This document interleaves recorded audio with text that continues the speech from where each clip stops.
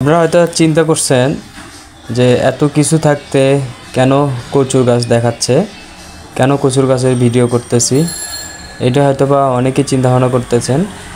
তো আসলে প্রত্যেকটা ভিডিওর মধ্যে একটা উদ্দেশ্য থাকে। যারা আসলে ভিডিও বানায়, ভিডিও কন্টেন্ট ক্রিয়েটর, তারা প্রত্যেকটা ভিডিও করার আগে একটা চিন্তা ভাবনা করে ভিডিও করে। কোনো না কোনো কিছু এর ভিতরে রহস্য লুকিয়ে থাকে বা কোনো না কোনো ভালো কাজের জন্যই আসলে ভিডিও বানাই যারা কন্টেন্ট ক্রিয়েটর। আমি আসলে এরকম কন্টেন্ট ক্রিয়েটর যদিও হতে পারিনি, তবুও চেষ্টা করি আপনাদের মাঝে গ্রাম বাংলার বা শহরের ভালো মন্দ কিছু ভিডিও দেওয়ার জন্য। তো কচুর ভিডিও করার উদ্দেশ্য এটাই যে এটা কিন্তু আসলে নর্মাল কচু না, এটা হচ্ছে কাঠ কচু বলে। যে কাঠ কচু মানুষ যেখান থেকে আমরা আসলে মূলত যে লতি, আমরা শহরে যারা বিশেষ করে লতি ইউজ করি, আপনারা দেখতে পাচ্ছেন লতি, এই কাঠকচু থেকে আসলে মূলত লতি হয়। লতি আমরা আবার সবজি ভাজি, যেটা আসলে শুটকি দিয়ে খেতে অনেক মজা লাগে, যে লতিটা আমরা খাই, ইভেন সবাই খায়, অনেক মজাদার একটা খাবার। তো এটা আরও একটা বিষয় আছে, সেটা হচ্ছে এই কাঠকচু দিয়ে মানুষ কিভাবে স্বাবলম্বী হয় তারই আজকে একটা ভিডিও চিত্র আপনাদের মাঝে তুলে ধরবো বা দেখানোর চেষ্টা করব যে আসলে কচুর ব্যবসা করেও স্বাবলম্বী হওয়া যায়। তো আপনারা দেখতে পাচ্ছেন যে এই লোকটা, লুঙ্গি পরা লোকটা, ওনারই আসলে মূলত কচুর বাগান ওইটা।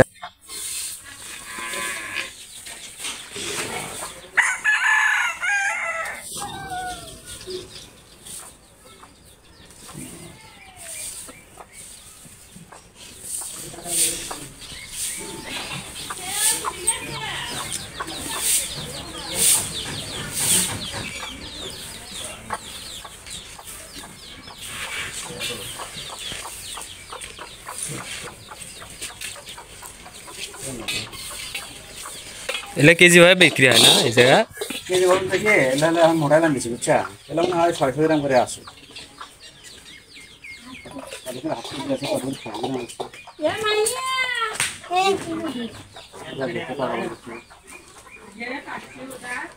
এটা 600 গ্রাম। 600 গাছ শুনে গাছ শুনে গাছ শুনে সেদিন একটা ভাই এটা ভাই দেশ না এ কত খুলে আর এত মানে মানে সব আছে দেশকে এত মানে খানা দিছে না কাঠকচুর চাষ দেখে এবং ওনার সঙ্গে কথা বলে যতটুকু জানলাম এবং নিজের চোখে যা দেখলাম, যে একটা কচুর চাষ করেও মানুষ সচ্ছলভাবে জীবনযাপন করতে পারে।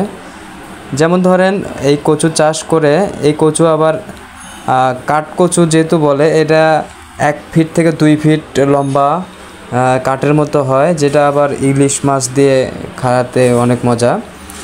এবং এখান থেকে আবার কচুর লতিও আছে, কচুর লতি যেমন বিক্রি করা যায়, ইভেন আপনার ওই কাঠকচুটাও বিক্রি করা যায়।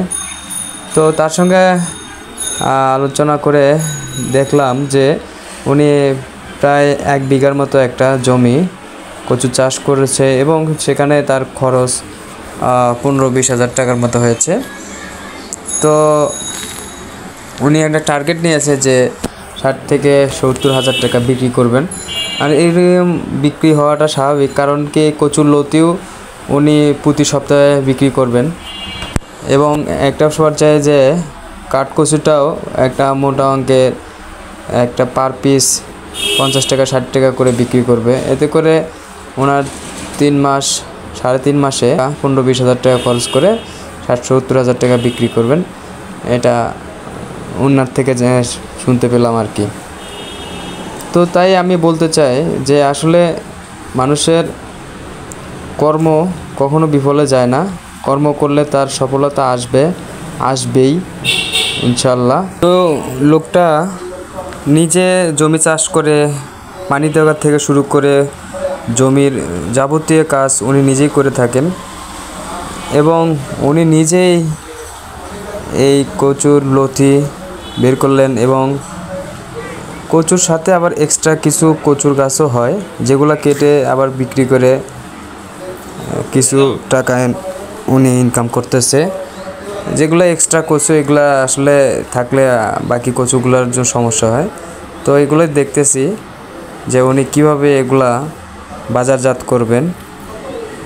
ইভেন উনি নিজেই এগুলা করে বস্তা ব্যাগ করতেছে, লতির ব্যাগ, তারপর কচুগুলা, ছোটো কচুগুলা আলাদা করতেছে এবং উনি আবার সেগুলা নিজেই বাজারে নিয়ে যাওয়ার জন্য গ্রামের ভার ব্যাংকা করতেছে, নিজেই হাটে নিয়ে যা আবার বিক্রি করবে। তো এভাবে মানুষ যদি নিজের কাজ নিজে করে, নিজে যদি পরিশ্রম করে, এটা তো আসলে লজ্জার কিছু না। তো মানুষ স্বাবলম্বী হতে গেলে অনেক পরিশ্রমই করতে হবে, সেটা যে কোনো কাজই হতে পারে। পরিশ্রম কখনো বিফলে যায় না, এটাই তার প্রমাণ।